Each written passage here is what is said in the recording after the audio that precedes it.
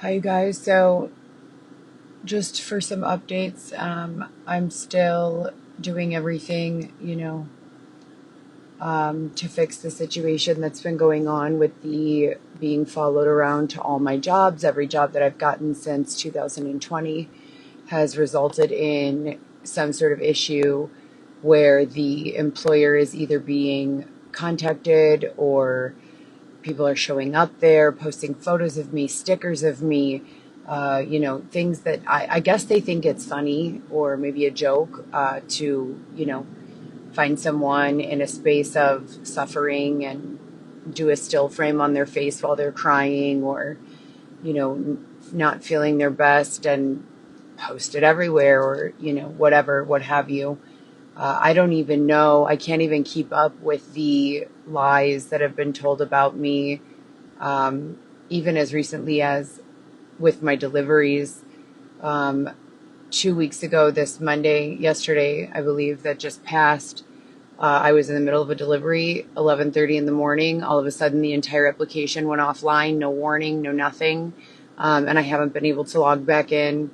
And then the way that delivery applications work is that you can apply to them even if you are not permitted to work, or they say there's no demand, or they say you did some too many mistakes, or your arrival times were too long, or what have you. You're permitted to re-sign up every 90 days.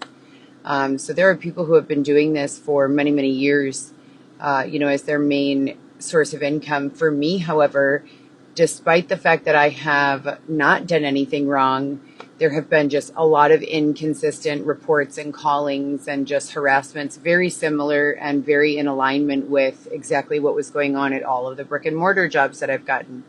I've also, considering that I have far more education than a bachelor's degree could provide, and when you add in real world experience and the implementation of electronic medical records and technological understandings and hiring and firing with regards to the processes of promotional modeling, spokes modeling, events, trade show staff, things of that nature, I have a real difficult time trying to find any or all reasonings as to why I would be, out of everyone in the workforce, not working. I've worked 7 days of the week for the last 2 years. I started working right after Weston was born at the Ping Pong Social Club, and I worked full time 5 or 6 days out of the week for approximately, I believe, 11 months. And I was working the last 2 months. So after 9 months there, I began driving Lyft, and I was doing DoorDash, Lyft, and working there all at the same time, and literally working 7 out of 7 days. And I had a single room that I was renting near Irving Park in Lamont for $700 a month, Xavier and I was paying the entire thing, myself. He hasn't been able to find work. And then following that, I got the apartment, the Granville apartment, and I was promised, no one there was paying rent, and I was promised that all of the rent that I was paying would be saved and returned so that I could use it for a down payment on a house. That everyone understood what had gone on and what was going on with my jobs and all of this, and that the deliveries were supposed to be customized to a situation that would work given the circumstances. It went from being, I would say, $1,500, to $1,700 a week of reimbursement to about $500 to $800 a week. And I was still somehow finding a way to manage with that until 2 weeks ago, Monday, when they removed the app from circulation for me. And then I've been warding off all of these nefarious, narratives. It feels like my life is being lived on 6 different days that are all being perceived the same day, with a different group of individuals keeping track of what goes on day to day, and with a different narrative running in the background. Like, Monday is Monday and Tuesday is also Monday, but for a different authority, if that makes sense. and it's inconsistent, and it doesn't really have any known causality that I can make sense of. There may be other people who can, but I truly cannot. And it's affected my life significantly. If on the first Monday I have the understanding that there is an expectation and I'm following through with that expectation, but then the next day comes, it seems like I'm being looked at as if my behaviors are, weird or unexpected when I get up and go to work or write another website. I wrote another website a few days ago, or yesterday actually, for AI implementation, website development, new business development, which have always been something, some skills that I've been able to do fairly easily, especially with the AI components that we have available to us now. And so I, more than qualify for many, many, many, many, many, many different jobs. It's gotten to the point where things are being nefariously externally controlled, even though the authority in the situation has promised that they would not be. My Cadillac, as you know, was stolen in 2022. And then I bought a new car, this car that I'm in right now. And it seems as though I was being, played to pay just under $1,300 or $1,200 a month that was just basically being intercepted by individuals who were claiming they were owed. I don't really know. It's very confusing, very difficult for me to keep track of or rely upon any one of the authorities in the situation to be consistent from day to day, which is causing a lot of issues for me. It was right before the time that I was about to, I was in my apartment for a year and a half, ready to bring my children back in and create a format that permitted, a safe space for us to spend time together, et cetera, and so forth. And as I said, 7 out of 7 days a week for 2 years, working anywhere from 6 to 14-hour shifts, just to make, $500 to $800 a week. It's a lot, and I've been doing this and sustaining this workflow for a very long time. And when, that becomes a problem, there's always this inquiry of, or this kind of claim that I need to pivot, that I'm not pivoting. I need to pivot. I need to be flexible. I need to do this. I need to have other things. Well, my ability to do any of the things that I've been doing, staffing, promos, deliveries, personal driving, administrative, anything, depends upon very heavily and very largely the nefarious, kind of malicious bothering that's taking place. Some examples that I'm currently dealing with. I know I've told you guys about the lines in multiple times where my voice has been used, my situation has been used to speak in ways that I traditionally do not. I have gone through with a higher authority and discussed a lot of different concepts. I intentionally chose to withdraw myself from a lot of content consumption across all platforms, from music listening, from even TV watching. And there was just like 2 or 3 movies that we were listening to when I would get very anxious when it would be bedtime. And even that, I'm not doing anymore. And in that detox, if you will, from any sort of media consumption, the point was, in looking through everything that I had been going through and have already overcome, there was a nefarious third party external to my situation who communicated in no, uncertain terms that there was profit to be had in my suffering and in my situation, and that they were willing to do what needed to be done to, profit from my situation, even if it meant causing the perception of a regression with regards to old issues with PTSD that I haven't had in many, many years. Now, when things are actually happening, they have repeatedly written them off as a PTSD response or something along that lines, or along those lines rather, instead of naming it what it really is and coming up with solutions for that. I did go ahead and make another documentation of the events that have been taking place, recently. But it was communicated to me that they didn't want me working anymore because of those nefarious people stealing that money. I paid over I want to say between 20 and 23 grand for one bedroom at the Granville apartment, one bedroom with a small restroom, under the impression that the money would be returned at the end of the lease agreement, which was May 2027, so that I could use it for the down payment of a house. Now, no one else in the building was paying rent. Those people were either squatting or living there after their leases had expired for some reason or another that I don't have clear communication or proof of. But to be, one of the only people in that area who's paying rent, even the woman who works as the landlord there has an apartment there and doesn't pay rent. It's ridiculous. I was the only one paying. And for some reason, they, after promising me that that's where I needed to stay and kind of forcing me to stay there, I attempted to leave when they first started with issues again. So they did the flooding my lobby with big boxes.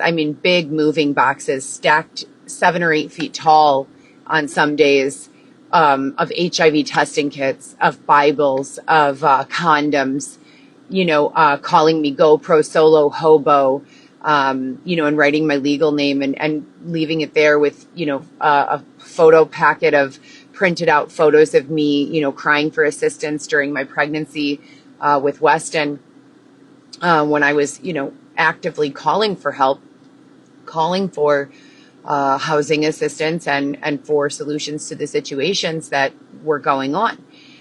It's not funny. It's not productive. And it's, causing a lot of issues just in general, none of which have anything to do with PTSD. It isn't a PTSD response to not want someone to flood your lobby with a bunch of boxes addressed to GoPro Solo Hobo with items that create some sort of inflection of promiscuity when you have a history of being sexually assaulted in cold blood after being forced to walk back and forth from the O'Hare area to downtown for several years at a time intermittently, right? Can you imagine being so exhausted after walking for 4 or 5 days with just a few, 6-7 hour periods of sleep that were uncomfortable, that felt unsafe, that you had to pack up all these things, bring them all back, push a 300-pound cart. That was not a fun time for me. And I didn't do anything wrong to deserve it in the first place. So to go through something like that and then to have someone approach you and say, you look awful, like you haven't slept in weeks, let me get you a hotel room, no strings attached. Let me look out for you this one time. You've been a really good person. You've, spent a lifetime of building others and businesses and supporting others, doctors, CEOs, corporate executives, and everyone in between, your children, your family, your friends, etc. Let me look out for you. Let me get you a room. And I say, okay. And I go to the room and then I'm too exhausted to run away and I'm being sexually assaulted, right? So this is not acceptable. It's not constitutional in any way, shape, or form, nor have I ever agreed to take part in anything like this. And for that reason, it was deemed that my apartment was the safest place for us to stay and that would not be, even up for negotiation or to be, discussed further until there was a better living situation created in the understanding that I have always been capable, willing, able-bodied with regards to work, promotions, even something as simple as work from home style of working, where I would be creating copyright or website development or helping businesses with the implementation of AI features that are easy to use and that I could roll out either in person or on the computer remotely. With that being said, it's been shocking. It's now 28 days since I've been in my apartment. And it's now been 2 weeks since Monday since I have been working full time. I've had little odds and ends of income.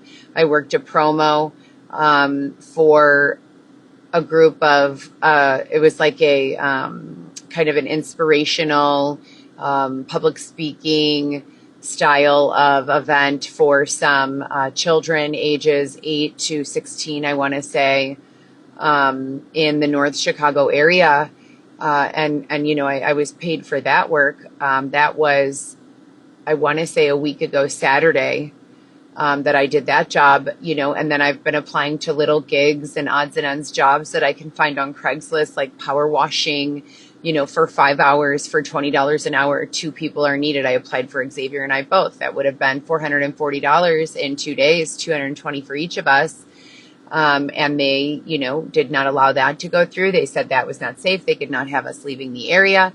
I have literally gotten into my vehicle and driven as far as possible, and it feels as though there is some sort of bungee attached to my bumper that when I reach a certain area, they just pull me back in, you know, and I do not have a clear identity on the authority or what they're planning from day to day, or what could be causing this, but they are certainly communicating with me and others, you know, about these things repeatedly. And it's a no-win situation as it stands. I need there to be solutions that are in alignment with the flow of, you know, living a lifestyle that doesn't include being subjected to anyone else's victimizations or abuses. And I need time to focus on rebuilding my own life before these people keep on pulling me into the line of fire to help them with theirs. With that being said, I've been accused multiple times when I've had like $80 in my pocket, but my rent's due in 2 weeks and I'm saving for my rent. They have come into my apartment at Granville. They have taken things from me, you know, on a number of occasions. And there are police reports for that. Again, they fall right in line with the consistency of the rest of this case, which is no follow-up, no solutions. No one has paid me back. Several thousands of dollars have been withdrawn from my bank accounts. I have the debit cards in my wallet. I went into Whole Foods and I went grocery shopping. And I said to myself, you know what? If what they're saying to me is true, that everything is going to be fine, that they're, you know, arranging another apartment, etc., and so forth, I'm just going to go ahead and go grocery shopping. That's it. I'm going to go grocery shopping. I'm going to trust that when I get to the register, I will have the money that I'm supposed to have in my account as they've promised. And of course it wasn't there, you know, and then I'm there giving them 7 or 8 different debit cards that I've had over the last 2 years that have all, with the exception of 2, been subjected to some sort of fraudulent activity, underdrafting my bank accounts and taking whatever money was in there plus a deficit. I shared with you all that I got a credit card, actually, not a debit card, my first credit card with a $300 credit limit on it. I can't even file a claim with the FDIC. They maxed out the card right after I got it. It only had a $300 limit. I used the card one time for approximately $40 worth of a purchase. And then when I tried to use it again the next day, it said declined. I called. I don't know if the call was boxed or intercepted, which has been another common theme. But all of the promises that they make for reimbursement and for recovery and for restoration with regards to giving me back my items, my money, my property, my homes, my, you know, all of these things, they have not followed through. When Xavier and I were staying next to the police station at Addison, right near Wrigley Field, numerous issues occurred. I have a receipt right here. I was pulled over, surrounded by 8 or 9 officers, at least, you know, yelled at to put my hands on the wheel. I have a receipt for the stop. You know, yelled at to put my hands on the wheel and not move. They opened my trunk. They went through my wallet. They went through my purse. They went through my bag. If you recall, to the early set of issues that I've reported consistently, when I was assaulted in 2019, the very first time I was ever assaulted, I was stabbed on my side body by 3 women with screwdrivers. The police in that set of circumstances took some things from out of my wallet or in my glove box that were valuable, money or other things. And it feels like they've just been curating repeats or copycats of all of those things that I've already gotten through and healed myself from and repaired myself from. No one followed up with me. I never got victim services. I never got any compensation for anything that's been lost from me. Nothing at all. And with regards to that credit card, when I called customer service under the impression that it did not ever get, the call never actually went through to them, whoever answered impersonating them said, oh yeah, there's no available balance. I said, well, I only used it one time for $40. It was supposed to be a $3,000 credit card. When it arrived, they said, oh, you were approved for up to $3,000, but they decided on $300. No, that's not the way it was, communicated to me when I agreed to take this credit card. It was a $3,000 spending limit. When it arrived, you guys offered $300, and then I spent $40 on that. They underdrafted that card, saying that I owed them a $100 membership fee and that there was no available balance on a $300 card. How do I call the FDIC and file fraud on those transactions when there's no transactions? It's just this alleged credit card company, and it's reputable. It's a reputable credit card company. It's not some fly-by-night organization. It's a major known bank.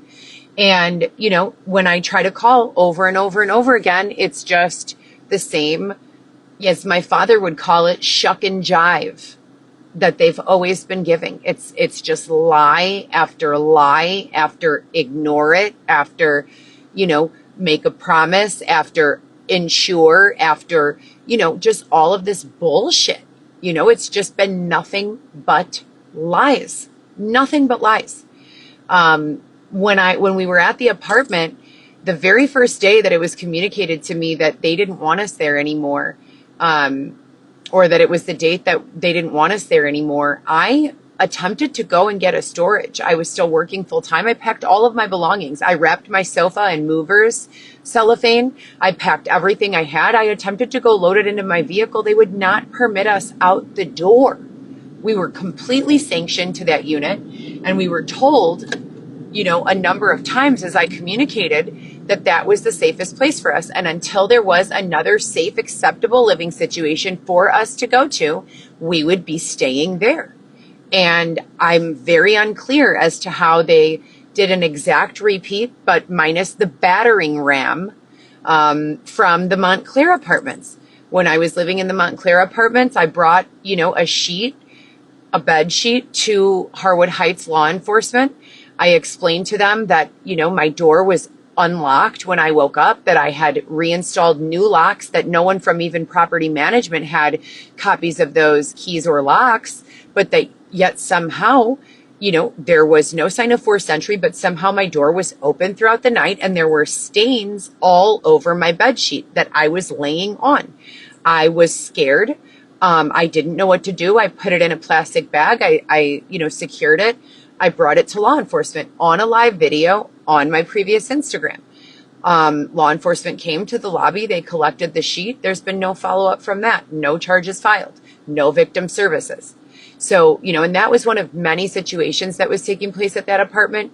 Yet for some reason, rather than communicating with me in a way that adults communicate with each other, there were 3 members of fake law enforcement who were permitted, with the use of a battering ram, to batter ram my door down, to destroy my belongings, to force me out of my home. And with very little, time to prepare. I had to get rid of the majority of my belongings again. And it has been, it's perceived that for some reason, some low-life individual or some individual with a complete and total lack of compassion, understanding, legal issues, constitutional rights, any morsel of ethical compass or direction, and God forbid they have any sort of creativity.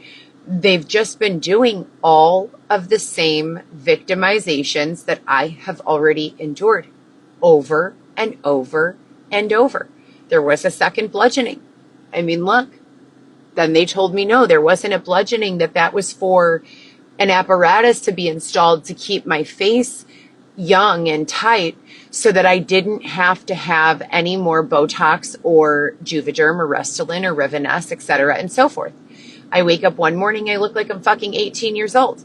I'm loving it. I'm like, okay, I see you. The next morning I wake up, it looks like someone, put me to sleep on some sort of uneven surface. And there's all these patterns and lines and shit all over my face. I don't know how to control it. I don't know how to cope with it. I don't know how to, live through it. I don't know what is expected from day to day. I am unclear as to who is communicating with me in the position or role of authority. I'm concerned about what's going on with my significant other. He wants to remain nameless now after 4 years of being included in my videos, because he's, feeling some pressure as well. And I don't really understand it. So, with that being said, I have been subjected to numerous threats if I share certain things. I have not been given an outlet for communicating those things to anyone for the purpose of making them stop. I have only been ignored or responded to appropriately with a few days of appropriate action being taken, surveillance, protection, etc., and so forth. And then as soon as I began to believe that those things are real and that, those things are accurate and reliable, they start the shit up again. I'm very unclear as to how I could be living in the United States of America with a lease agreement, paying my rent every month, working 7 out of 7 days a week, but none of my neighbors pay anything. The money was all taken. Nothing was given back to me.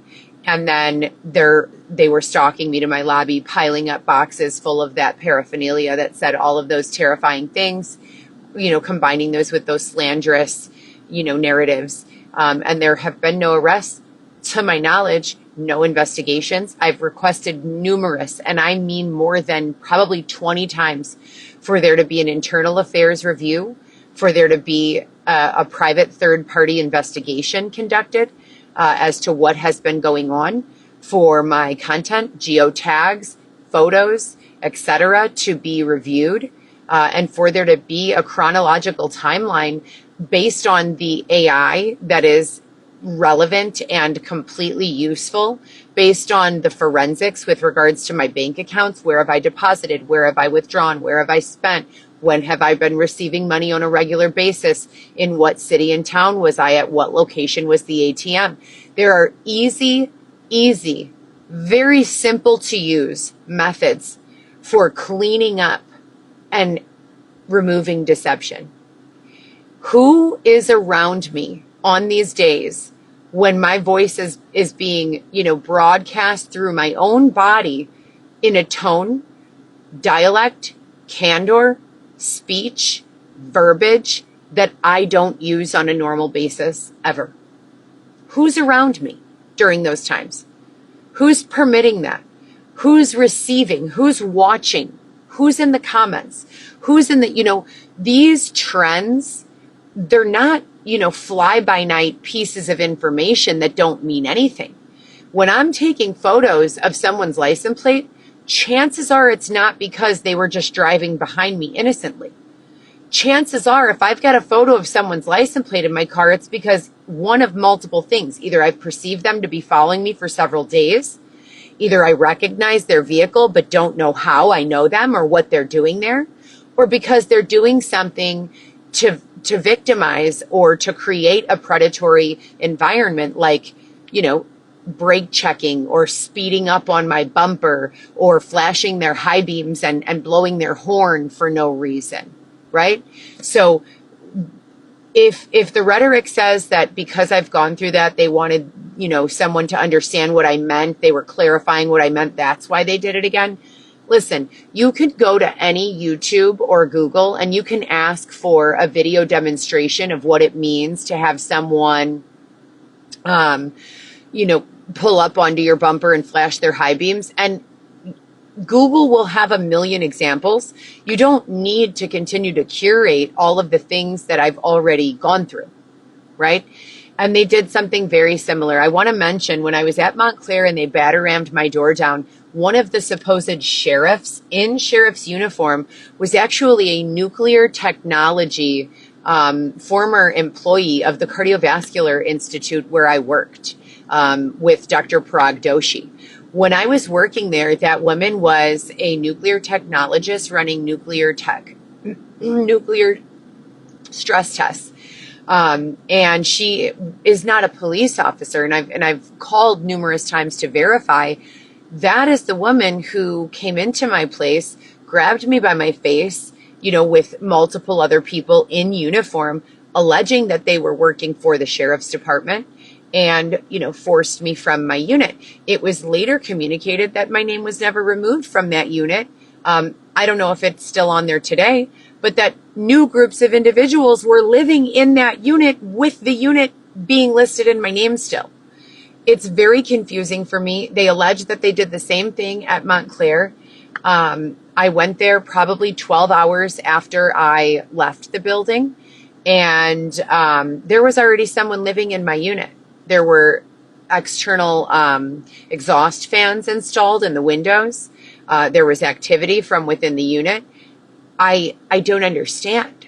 How is it possible that I am doing all of the right things, engaging in nothing unethical, nothing unlawful, doing everything I know how to do, and even still, I've been eating one meal a day or less on average for at least the last 4 months, at least.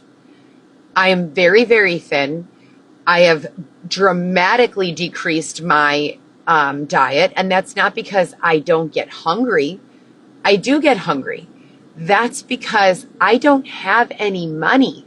I have been working like an animal to support these causes, these needs, these bills, after I'm communicated that everything's been taken care of. And then my money, as soon as I'm making it, they're just finding another reason. If I'm told, oh no, your car is taken care of, you don't have to worry about that. We found the person who stole the Cadillac. They took care of the car in exchange, right? Okay, great. That's what they communicate to me. Fabulous, right? But then because I'm not spending that $800 that month, all of a sudden they curate that I have 7 days of heavy menstrual flow. I've got to go through 1 box of pads every single day. I'm ravenously hungry. I've got to buy 3-4 meals a day.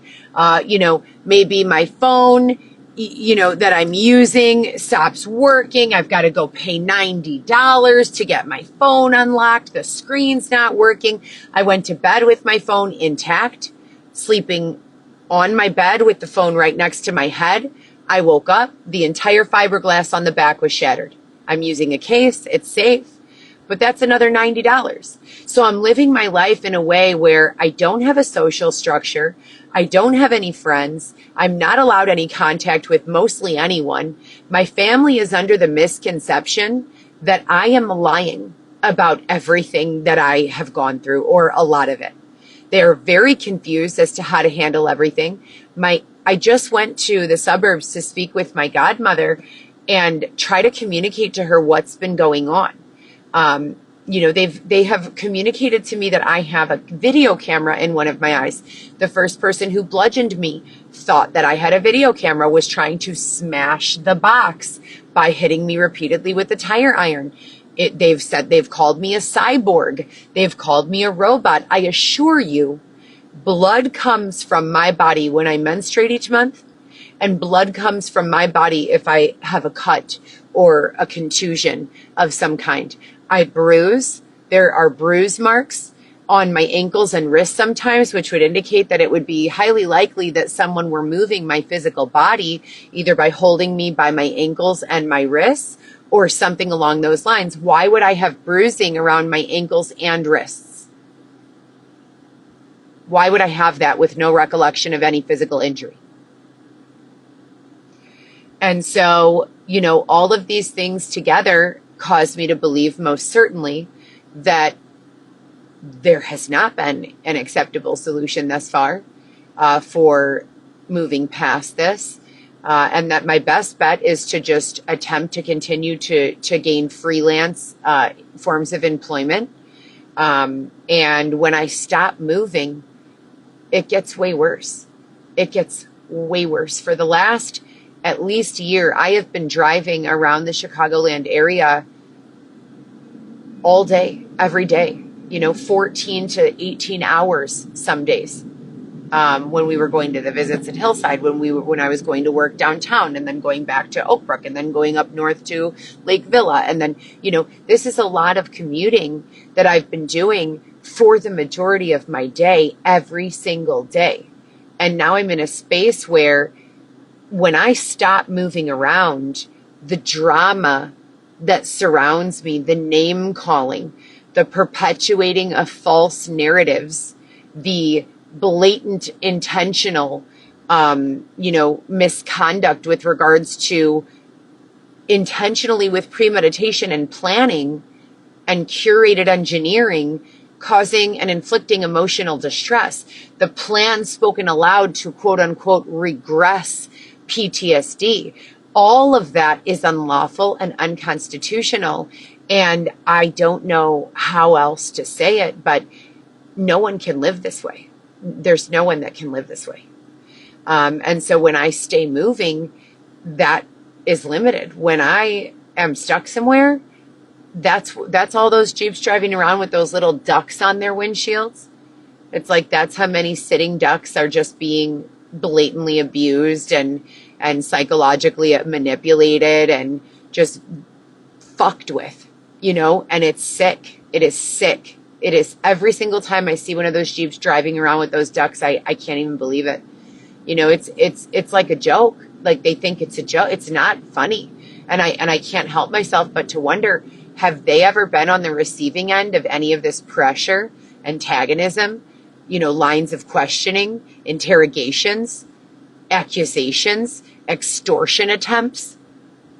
Because it's not funny, and it is enough to cause someone's entire identity and reputation to be in question. There are certain things that I'm willing to do to survive, and then there are certain things that I'm not willing to do to survive, right? And I have spoken those things to my trusted loved ones and other advocates a number of times. I am not going to be able to survive in certain circumstances. They have made that incredibly, true and certain. And I don't know at this point, at this juncture, I'm 6 years in from being intermittently stalked and harassed, sexually assaulted, the 2 bludgeonings, the stabbing, being punched in my head for no reason by strangers, falling asleep at one point and being woken up by being punched on my head, a number of things. And it's been about a year, I would say. Well, it's been about, I would say December, maybe January. It was, I want to say January. Yeah, it was January that I was bludgeoned for the most recent time.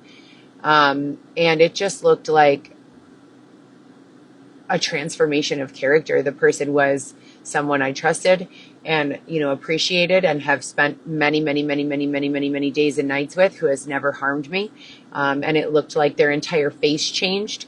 I have a video of the interaction. Their eyes were literally glowing like red and orange.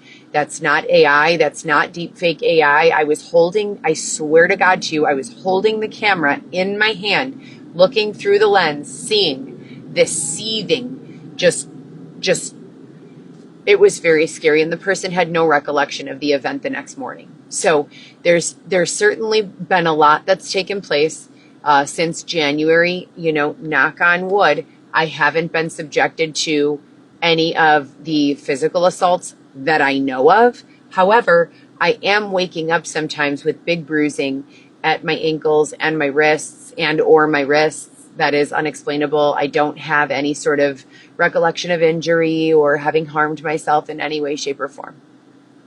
In addition, I do feel as though the causal issues have remained, concealed. The things that have been going on in my life have been commonly misrepresented as confusion, fear, PTSD.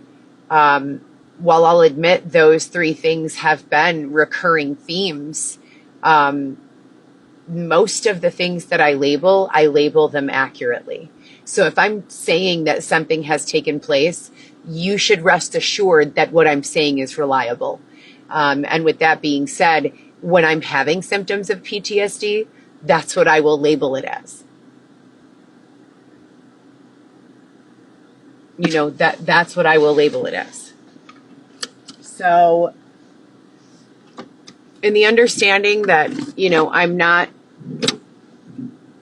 incapable, or unable to detect certain things that have been taking place, or ill-equipped to articulate them, I'm not quite sure what, the expectation is moving forward.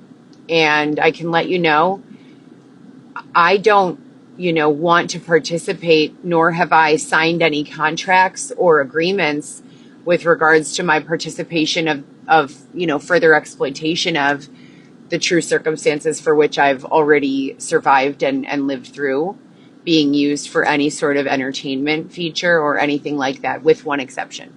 I created a show for myself called The Coco Show that is a satirical variety show that is of the comedy and rom-com origin. That's it. That is it. And that was a show that I was self-producing, that I have not had very much dialogue with anyone on further, production or, circulation. So I need some direction here. I need to understand and know that the area is safe, that, the authorities locally are still employed here, and that there is a clear line of authoritative intervention for situations like this, because there's just too much going on here to not have a clear line. With regards to the surveillance, the alleged LoJacks and audio devices that have been placed in my environment, including but not limited to internal in my body, and in my vehicle and in my apartment and in several other locations, I never say anything that I expect no one to hear. So I've been telling my children since they were very young, always, no matter what you do on the phone, no matter what you do in your house, even if you think you're alone, pretend like the FBI is always watching you. I've raised my children to think that way. I've raised, myself to think that way. So if I'm saying something out loud and it sounds to you like it is a problem, that's probably because it is a fucking problem, right? So if I'm saying it out loud, it's probably because I would need some sort of, assistance in handling whatever it is that I'm saying aloud, right? And, I'm pretty sure that goes for any and everyone in 2026. We're not, ignorant to the fact that our phones, our tech, our TVs, our you name it, all have the ability to monitor what we're doing, what we're saying, what we're watching, what we're consuming, the things we're going through, etc., and so forth. And I don't think I'm alone in that understanding. As a matter of fact, I know I'm not. And this is not a conspiracy theory by any means. This is just what it means to be alive in 2026. Can I tell you guys, I went to apply at Volvo yesterday. And when I did so, I met with a gentleman who was sitting at the front desk. He was nonchalant about my, showing up there. He didn't seem very happy to see me or welcoming. And he did seem to have a little bit of a chip on his shoulder. Maybe something was going on with his own personal life. Who knows? But when he asked me for my resume, I perceived that he was asking me for that in kind of like a flashback to the 90s kind of way. They began engaging the man who was not the manager, by the way, but they began engaging with me in a format that I have not engaged in with regards to the acquisition of employment in quite some time. Many, many years. It's been many years since I felt like I needed to print out my resume and hand it out. I've done it when I was completely desperate, in those first 3 years where, everything was going on with regards to the show, and then the stalking, and then the subsequent, environmental issues that took place as a result. I was under the impression that, and I could be right, I could be wrong, I to this day have not had confirmation from the authority face to face. The confirmation I receive from the authority, which is why I refer to them as the perceived authority, is usually either on the line, through email, over the phone, over text, and sometimes they identify themselves, many times they don't. So with that being said, I need a plan here. I need a way to be okay. And I'm not speaking from a perspective of psychologically. While of course we all need that, I'm more so referring to the fact that if I were incompetent psychologically for the decade plus that I worked with the most prestigious doctors in the Midwest, arguably, they would have noticed, right? And if I were psychologically inept, I wouldn't have been able to show up for work sometimes 2 to 3 jobs at the same time on the same days for 7 out of 7 days of the week for the last 2 years. And I wouldn't be able to properly handle and document the situation that has been ongoing since that time if I was really experiencing all of these issues. Lo and behold, yes, absolutely. In response to antagonisms and baiting and badgering and stalking and harassments and thefts and all of that, I have absolutely had some moments where I feel as though grace needed to be permitted to get me out of those responses. I have commonly said, all right, guys, I've reached my saturation point. I've got nothing left to give you psychologically, mentally. I've got no further explanations. I've answered about 20 hours of interrogatories. I have nothing left in the tank. I've got to get some rest. And they've still fucked with me so bad that I just say some hostile thing, right? That I would never say under normal, circumstances. And that's not wrong. Having a response like that in the line of interrogation after 6 years of harassment, stalking, etc. And then let me remind you, 10 years, almost 11, if you include the extortion from the detective David Shepard and the conditioning and coercion that I was experiencing throughout my relationship with Dylan.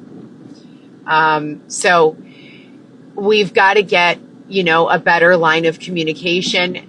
We've got to figure out where to go from here for everyone. The authority already deemed that it was unconstitutional and unlawful to have people without a safe house to live in, a safe housing situation, meaning they were not permitting structures, tents, people sleeping on the fucking sidewalks. Every person was to be matched with an apartment, and that was communicated to me directly by the higher authority since day one. So I am very, very confused as to how we've gotten back here. I'm very concerned. When the alleged sheriffs showed up to my apartment, they did appear to be TV actors. One of the sheriffs was the actor from the show Young Sheldon.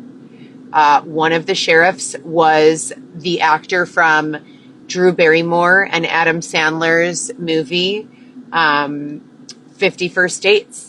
So what in the fuck is going on here is my final question. And what needs to be done about it, is kind of the second half of that final question.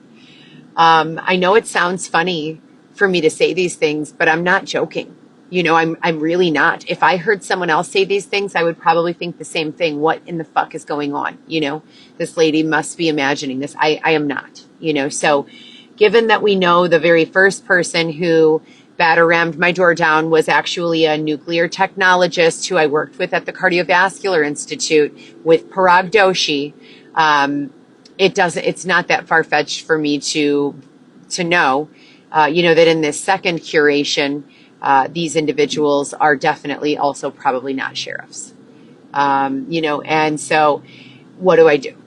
And I did write another police report, just giving a brief update and overview as to what, from my perception, from where I'm sitting, from the communication that I've been receiving consistently as well as inconsistently, what exactly is going on, so that I can give law enforcement the opportunity or the authority or higher authority than law enforcement, the opportunity to kind of communicate any sort of expectation of me that they would have. Now, when I was stopped 2 weeks ago, my license was checked, my identity was checked, my license plate was checked, everything was deemed to be clear. They let me go. They never took me into custody. Do you know what I was stopped for? Allegedly, similar to the threats that were taking place with regards to that agency that Detective Shepard threatened to take my children with if I didn't comply with his demands during that time. Very similarly to what they communicated to me right after my son was born, my 2.5-year-old son was born, was that they were receiving hundreds of calls from strangers saying all sorts of crazy things about me. And law enforcement basically said the same thing. They said, we're receiving a number of calls about you saying that you have guns and bombs. And then the next day, my debit card was gone. That same day that my debit card was what I would perceive to be strategically stolen from my wallet, after the only people who had access were the law enforcement agents or alleged law enforcement agents that were doing that stop to ask if I had bombs or guns. P.S. The bomb sniffing dog was a golden retriever, so that's new.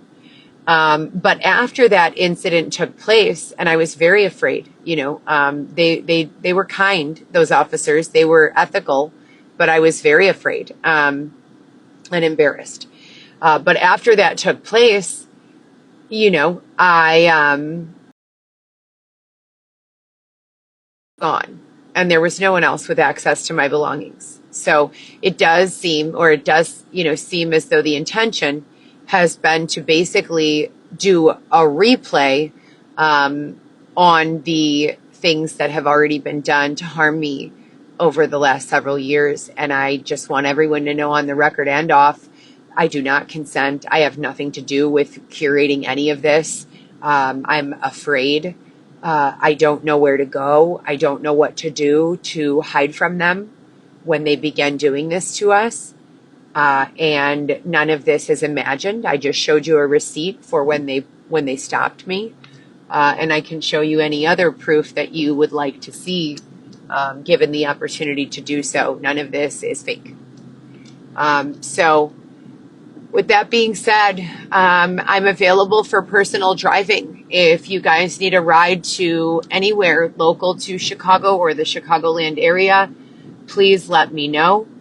I would love to give you a ride there in my vehicle. I can only accommodate up to 2 people for now, because I do have some of my belongings in the car. So I'm very clean. I'm very organized. I'm a great driver. I have been doing this for quite some time.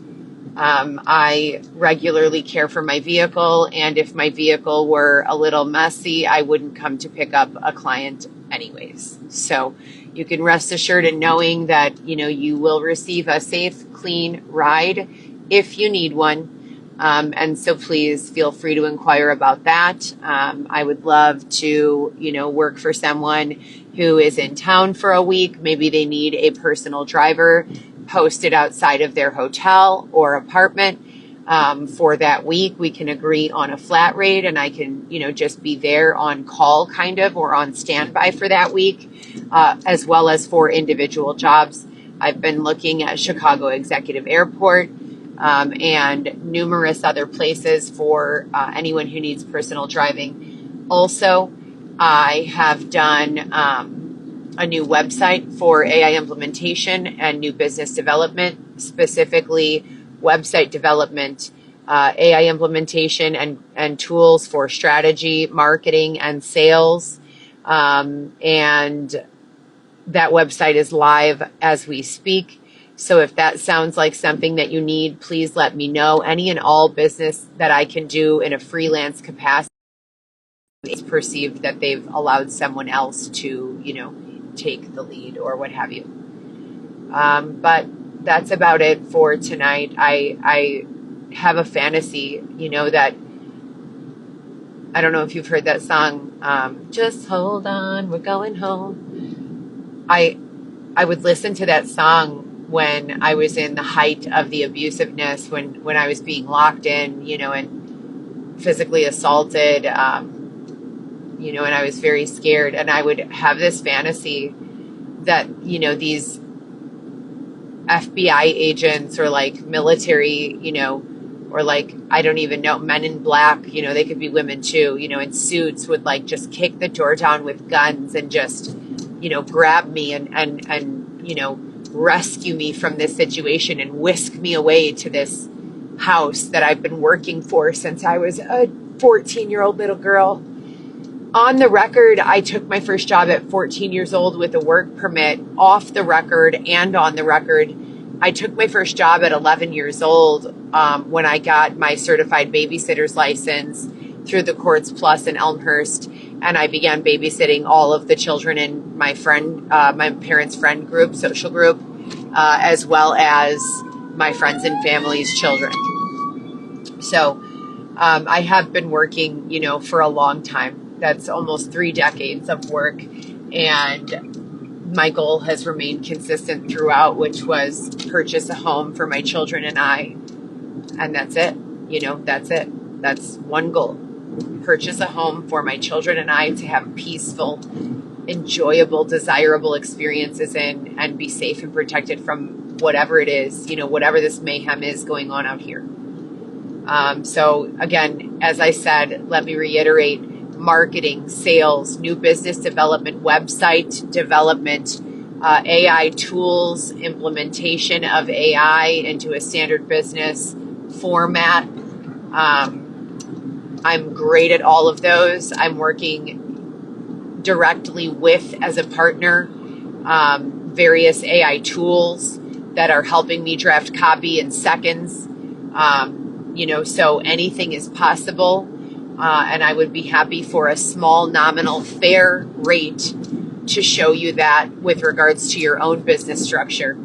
Also, if you need a personal driver, I'm available for that as well. And for any other questions, please just go to my Facebook page. I've left a public announcement with regards to the opportunity for personal driving, and there is a contact button there. You can click on that contact button, and you can send me any inquiry that you'd like. I would be able to respond as urgently as I possibly can, not as I would like to, but as I can. So please keep that in mind, that I'm doing these things as I can, in the midst of, I don't even know what to call it. And then, I went to the suburbs. I spoke with my aunt. It seems like my family is either completely unaware of what's going on or what has gone on, or what's more likely, I know they're aware of certain parts of it, but what's more likely is that they are probably, or have been probably, subjected to a certain kind of, a certain, a certain amount of, or degree of similar treatment and actions and behaviors that I've experienced, which would cause them to feel terrified, as it has me. And therefore they would be, bullied and scared into some sort of silence.